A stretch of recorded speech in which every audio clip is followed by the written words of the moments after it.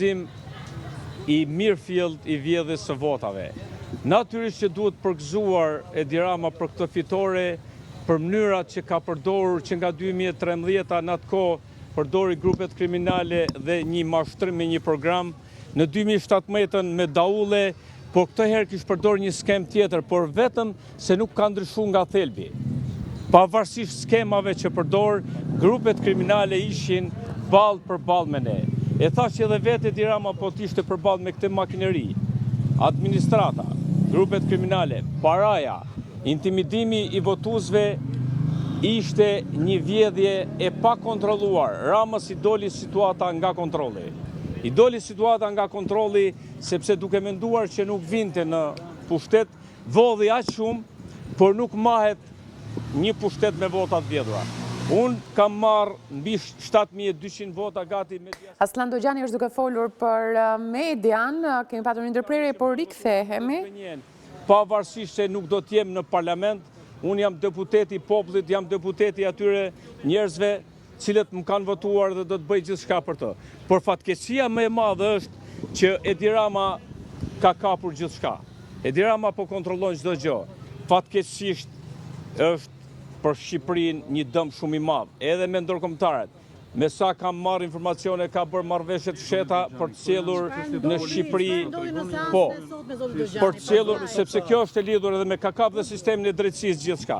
Tani, sot çfarë ndodhi? Sot është bërë një seancë normale, erdhi organi i akuzës për detyrat që i kishte lënë prokuroria, i tregoi akuzës çfarë veprime kishte kryer, i tregoi gjykatës, gjykata i tha, do kryesh edhe këto detyra tjera dhe do vish mas një muaj. Dal nga dal kjo çështje, po del qartë që është iniciuar, drejtuar nga Edi Rama, sepse unë nuk jam këtu se kam vjedh, nuk jam këtu se kam bërë korrupsion, nuk jam këtu se kam bërë pisliqe, unë jam këtu se po fole dhe me qenë Edi Rama në pushtet është krim. Kur flet,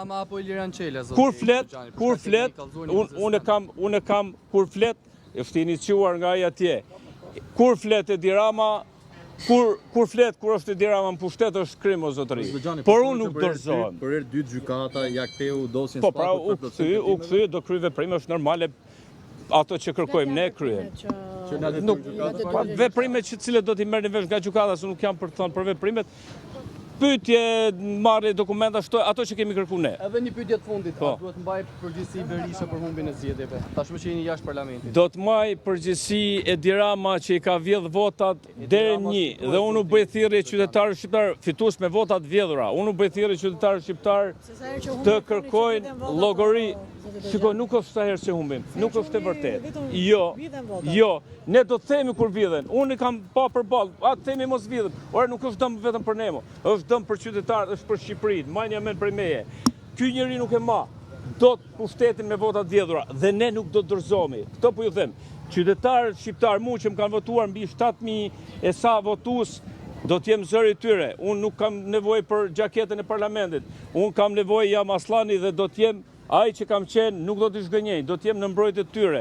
Pavarësisht dhunës, pavarësisht presioneve, biles përkundra, kur bëhet presion, jam pak edhe më i fuqishëm. Faleminderit ju.